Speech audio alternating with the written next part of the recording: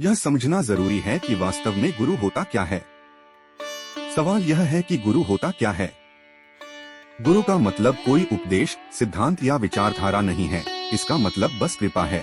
अगर आपके जीवन में कृपा की चिकनाई नहीं है तो आपके पास जो कुछ भी है वह किसी न किसी रूप में आपके खिलाफ काम करेगा। अधिकतर लोग आमतौर पर उसी चीज से कष्ट झेलते हैं जिसे उन्होंने काफी मेहनत से हासिल किया होता है, जैसे उनका कारोबार, करियर, दौलत और परिवार। ऐसा सिर्फ इसलिए होता है क्योंकि भले ही आपने जीवन के इन सभी हिस्सों को इकट्ठा कर लिया है, लेकिन उन हिस्सों के बीच में कोई चिकनाई नहीं है। इससे वे आपके फायदे के लिए अच्छे से काम नहीं कर पा रहे हैं।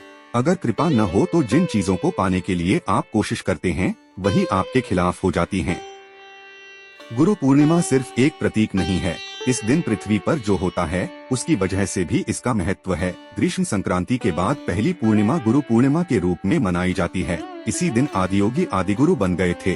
प्रथम योगी ने खुद को प्रथम गुरु बना लिया था। आपको कहानी जाननी चाहिए। लगभग 15,000 साल पहले हिमालय के ऊपरी इलाके में एक प्राणी प्रकट हुआ। कोई नहीं जानता था कि वह कौन है या कहां से आया है। इस शानदार प्राणी का मूल अज्ञात था। जब उसके परमानंद से उसके शरीर में कुछ हलचल हुई तो वह प्रचंड नृत्य करने लगा। जब तीव्रता अपने चरम पर पहुंच गई तो वह एकदम स्थिर हो गया। लोगों ने देखा कि वह ऐसे आयामों का अनुभव कर रहा था जिसके बारे में न तो कभी किसी ने जाना था न उसकी कल्पना की थी। उसका परमानंद और तीव्रता उसे अपने भौतिक रूप से परे ले गए। एक मनुष्य को ब्रह्मांड के साथ मेल में देखकर वे उसे योगी बुलाने लगे। चूँकि वे पहले योगी थे इसलिए वे आदियोगी हुए। जब उनकी अचलता लगातार कई साल तक बनी रही तो दर्शकों की भीड़ छंटने लगी। सिर्फ 7 साधक वहां बने रहे क्योंकि वे खुद को उनसे दूर नहीं कर पा रहे थे। आदियोगी ने योग के गहन विज्ञान को उसकी पूरी गहराई और आयाम में उनको दिया। उन्होंने मुक्ति के 112 तरीके सिखाए और अपने शिष्यों को सृष्टि के सबसे गहरे तल तक पहुंचने का तरीका बताया।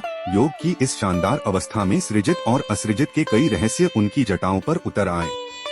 आदियोगी की वह दृष्टि अथाह और भव्य थी और ब्रह्मांड के अथाह रहस्यों से भरी थी। ऐसी अभिभूत कर देने वाली दृष्टि ऋषियों और देवी पार्वती ने कभी नहीं देखी थी। आदियोगी को परमानंद की स्थिति में देखकर देवी पार्वती ने कहा, मुझे वह चाहिए जो आपके पास है, मुझे तरीका बताइए। आदियोगी ने उन्हें अपने अंदर समा लिया और अपना एक हिस्सा बना लिया। इसलिए वे अर्धनारी हैं, एक आदर्श पुरुष जिसका एक हिस्सा स्त्री का है। इस शानदार मेल की भव्यता को देखकर हमेशा उनके साथ रहने वाले गणों ने पूछा, हमारा क्या होगा?